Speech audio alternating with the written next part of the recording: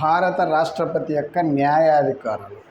రాష్ట్రపతికి ఉన్నటువంటి న్యాయాధికారాలు.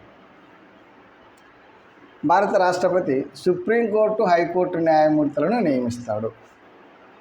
ఈ సుప్రీంకోర్టు, హైకోర్టు న్యాయమూర్తులను నియమించడమే కాకుండా హైకోర్టు న్యాయమూర్తులను ఒక రాష్ట్రం నుంచి ఇంకొక రాష్ట్రానికి బదిలీ చేయడం, ఈ విధమైనటువంటి పరిపాలనా అధికారాలతో పాటు కొన్ని న్యాయాధికారాలను కలిగి ఉంటాడు. భారత రాష్ట్రపతి సుప్రీంకోర్టు, హైకోర్టు న్యాయమూర్తులను నియమించేది రాష్ట్రపతి.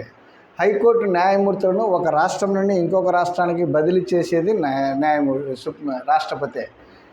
ఇవి పరిపాలనా అధికారాలు. రాష్ట్రపతి సుప్రీంకోర్టు, హైకోర్టు న్యాయమూర్తులను నియమించడము, హైకోర్టు న్యాయమూర్తులను ఒక రాష్ట్రం నుండి ఇంకొక రాష్ట్రానికి బదిలీ చేయడం వంటి పరిపాలనా అధికారాలతో పాటు కొన్ని న్యాయాధికారాలను కూడా కలిగి ఉంటాడు. ప్రకరణ 72 ప్రకారం భారత రాష్ట్రపతి రాజ్యాంగం ప్రకారము కొన్ని న్యాయాధికారాలను కలిగి ఉంటాడు. అంటే ముఖ్యంగా మన దేశంలో ఉన్నత న్యాయస్థానాలైనటువంటి సుప్రీంకోర్టు మరియు హైకోర్టు విధించిన శిక్షలను, మన దేశంలో ఉన్నత న్యాయస్థానాలైనటువంటి సుప్రీంకోర్టు మరియు హైకోర్టు విధించిన శిక్షలను రద్దు చేసి క్షమాభిక్షను ప్రసాదించే అధికారాలను కలిగి ఉంటాడు. న్యాయాధికారాలలో భారత రాష్ట్రపతి రాజ్యాంగం ప్రకారము కొన్ని న్యాయాధికారాలను కలిగి ఉంటాడు.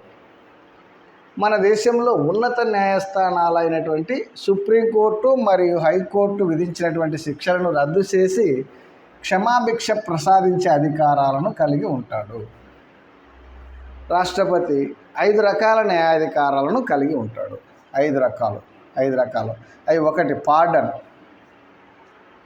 ఉన్నత న్యాయస్థానాలు విధించినటువంటి శిక్షను పూర్తిగా రద్దు చేసి క్షమాభిక్ష ప్రసాదించటం. ఉరిశిక్ష అయితే ఉరిశిక్ష రద్దు చేయడమే. యావజ్జీవ కారాగార శిక్ష అయితే యావజ్జీవ కారాగార శిక్షను రద్దు చేయడమే. కఠినమైన కారాగార శిక్ష ఉంటే దాన్ని కూడా రద్దు చేయడం. అంటే ఉన్నత న్యాయస్థానాలు విధించినటువంటి శిక్షను పూర్తిగా రద్దు చేసి క్షమాభిక్ష ప్రసాదించడం, విడుదల చేయడమే. కమ్యూటేషన్, ఉన్నత న్యాయస్థానాలు విధించినటువంటి పెద్ద శిక్షను చిన్న శిక్షగా మార్పు చేయడము. పెద్ద శిక్షను చిన్న శిక్షగా మార్పు చేయడం. ఉదాహరణకు రాజీవ్ గాంధీ హత్య కేసులో నళినికి విధించినటువంటి ఉరి శిక్షను యావజ్జీవ కారాగార శిక్షగా మార్పు చేయడం జరిగింది. అంటే కమ్యూటేషన్ అంటే ఏంది? ఉన్నత న్యాయస్థానాలు విధించినటువంటి పెద్ద శిక్షను చిన్న శిక్షగా మార్పు చేయడము. ఉదాహరణకు రాజీవ్ గాంధీ హత్య కేసులో నళినికి విధించినటువంటి ఉరి శిక్షను యావజ్జీవ కారాగార శిక్షగా మార్పు చేయడం జరిగింది. రిమిషన్, శిక్ష రకంలో మార్పు లేకుండా శిక్ష కాలంలో మార్పు చేసి తగ్గించడం. శిక్ష రకంలో మార్పు ఉండదు. శిక్ష రకంలో కఠిన కారాగార శిక్ష అయితే కఠిన కారాగార శిక్షనే, సాధారణ జైలు శిక్ష అయితే సాధారణ జైలు శిక్షే. కాకపోతే శిక్ష కాలంలో మార్పు చేసి తగ్గించడం. 14 సంవత్సరాల కఠిన కారాగార శిక్ష అయితే దాన్ని తగ్గించి 6 సంవత్సరాలు 7 సంవత్సరాలకు అట్లా. శిక్ష రకంలో అయితే మార్పు ఉండదు. కఠిన కారాగార శిక్ష అయితే కఠిన కారాగార శిక్షే, సాధారణ జైలు శిక్ష అయితే సాధారణ జైలు శిక్ష. శిక్ష రకంలో మార్పు లేకుండా శిక్ష కాలంలో అంటే 14 సంవత్సరాలు కఠిన కారాగార శిక్ష విధిస్తే దానిని 7 సంవత్సరాలకు, 6 సంవత్సరాలకు, 5 సంవత్సరాలకు తగ్గించడం అన్నమాట. మార్పు చేయడం, శిక్ష కాలంలో మార్పు చేస్తారు అంతే.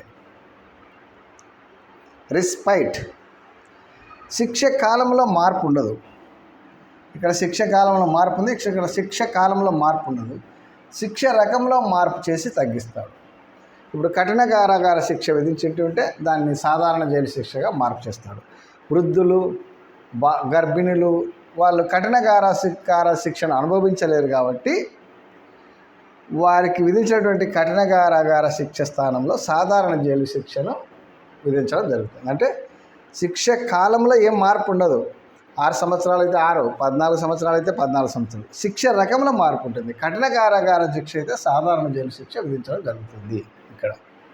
నెక్స్ట్ రిప్రైవ్, శిక్ష యొక్క అమలును వాయిదా వేయడము. రాష్ట్రపతి మరియు గవర్నర్ల ముందు క్షమాభిక్ష పిటిషన్ పెండింగ్లో ఉన్నప్పుడు శిక్ష యొక్క అమలును తాత్కాలికంగా వాయిదా వేయడం జరుగుతుంది. రిప్రైవ్ అంటే శిక్ష యొక్క అమలును వాయిదా వేయడము. అంటే రాష్ట్రపతి మరియు గవర్నర్ల ముందు క్షమాభిక్ష పిటిషన్ పెండింగ్లో ఉన్నప్పుడు శిక్ష యొక్క అమలును తాత్కాలికంగా వాయిదా వేయడం జరుగుతుంది. ఇవి రాష్ట్రపతికి ఉన్నటువంటి 5 రకాల న్యాయాధికారాలు. భారత రాష్ట్రపతి సుప్రీంకోర్టు, హైకోర్టు న్యాయమూర్తులను నియమిస్తాడు.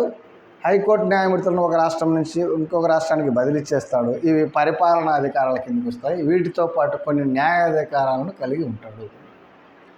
భారత రాష్ట్రపతి రాజ్యాంగం ప్రకారం కొన్ని న్యాయాధికారాలను కలిగి ఉంటాడు. ఉన్నత న్యాయస్థానాలైనటువంటి సుప్రీంకోర్టు, హైకోర్టు విధించినటువంటి శిక్షను రద్దు చేసి క్షమాభిక్ష ప్రసాదించేటువంటి అధికారాలను కలిగి ఉంటాడు. రాష్ట్రపతి యొక్క న్యాయాధికారాలు 5 రకాలుగా ఉంటాయి. అవి pardon, commutation, remission, respite, reprieve. ఇది వెరీ వెరీ ఇంపార్టెంట్. ఇందులో గ్రూప్ మెయిన్స్కు తప్పకుండా ఒక బిట్టు రావచ్చు. పార్డన్, ఉన్నత న్యాయస్థానాలు విధించేటువంటి ఎటువంటి శిక్ష అయినా కూడా పూర్తిగా రద్దు చేసి క్షమాభిక్ష ప్రసాదించడము. కమ్యూటేషన్, ఉన్నత న్యాయస్థానాలు విధించిన పెద్ద శిక్షను చిన్న శిక్షగా మార్పు చేయడము. రాజీవ్ గాంధీ హత్య కేసులో నళినికి విధించినటువంటి ఉరి శిక్షను యావజ్జీవ కారాగార శిక్షగా మార్పు చేయడం జరిగింది. రిమిషన్, శిక్ష రకంలో ఏం మార్పు ఉండదు, శిక్ష కాలంలో మార్పు చేసి తగ్గించడం. రిస్పైట్, శిక్ష కాలంలో మార్పు ఉండదు, శిక్ష రకంలో మార్పు చేసి తగ్గించడము. రిప్రైవ్, శిక్ష యొక్క అమలును వాయిదా వేయడము. అంటే రాష్ట్రపతి, గవర్నర్ల ముందు క్షమాభిక్ష పిటిషన్ పెండింగ్లో ఉన్నప్పుడు శిక్ష యొక్క అమలును తాత్కాలికంగా వాయిదా వేయడం జరుగుతుంది. ఇవి భారత రాష్ట్రపతి యొక్క న్యాయాధికారాలు.